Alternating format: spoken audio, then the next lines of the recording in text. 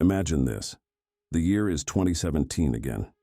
And Neymar just became the most expensive player of all time, signing for PSG from Barcelona for £198 million, and then the year after he is in a coma. Well, going back to 1993, the then most expensive player of all time, Gianluigi Lentini, fell into a coma just 1 year after becoming the most expensive player of all time. This is how it happened. Quickly, before we get into that, we are so close to 50 subscribers, so please click the subscribe button and also like the video. Gianluigi Lentini was born in Carmagnola, Piedmont. To Sicilian parents, Lentini grew up playing in the Torino youth system.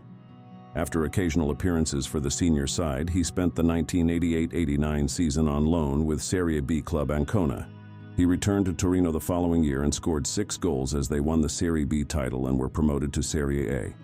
Under new coach Emiliano Mondonico and the transfer outlay by owner Gian Mauro Borsano, Torino won the Mitropa Cup in 1991 and finished in 5th place. In the following year, following the arrivals of Enzo Scifo and Walter Casagrande, Torino reached the 1992 UEFA Cup final, with Lentini integral in the semi-final second-leg victory over Real Madrid, and finish in 3rd place in Serie A. However, Torino's financial difficulties and protest regarding a proposed transfer to city rivals Juventus led to Lentini signing for Milan for a then world record transfer fee of around £14 million in 1992. Lentini became a key component for Milan during the 1992-93 season under manager Fabio Capello, scoring 7 league goals as he won his first league title and the 1992 Supercoppas Italiana.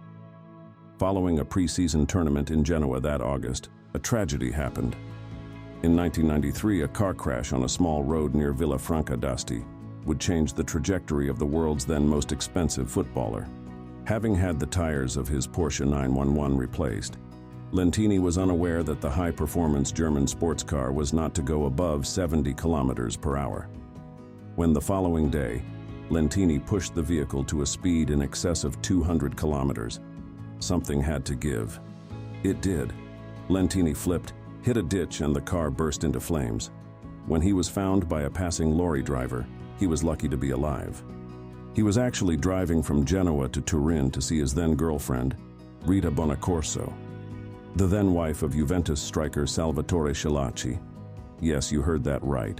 A mad story in itself, even without the tragic accident of the crash. Being flung from the wreckage almost certainly saved his life. The crumpled shell of his car strikes a startling image.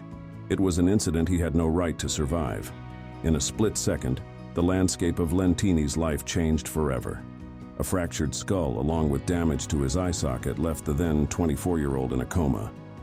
Brought to the local Cardinal Messiah Hospital in Asti, he was quickly transferred to Turin Hospital. 24 hours later, this was said about him. He is slowly coming round and recognized his father and some friends when they visited him, said Carmelo Del Giudice, the medical director at the Turin Hospital.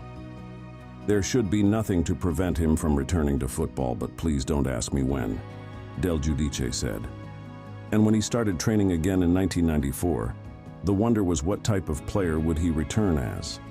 Months later, he returned to the pitch at the end of the 1993-94 season, playing sporadically, as Milan retained their league title, won the Champions League, and finished runners-up in the Intercontinental Cup.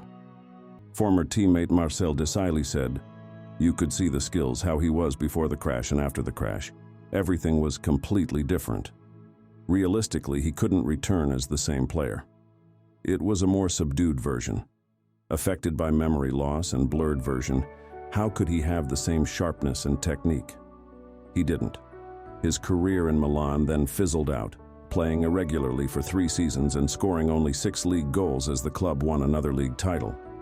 He joined Atalanta in 1996 after his contract with Milan expired.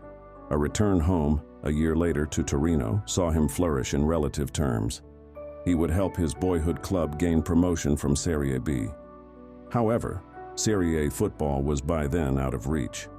Shy as a child, the introverted Lentini, who was never allowed to fulfill his potential, chose the quiet life in retirement. However, he played the game he loved right up until the age of 43, with local side Carmagnola. A quiet life for a player whose career was disrupted in the most dramatic of fashion. Please remember to subscribe and leave a like if you enjoyed the video, and until next time, peace.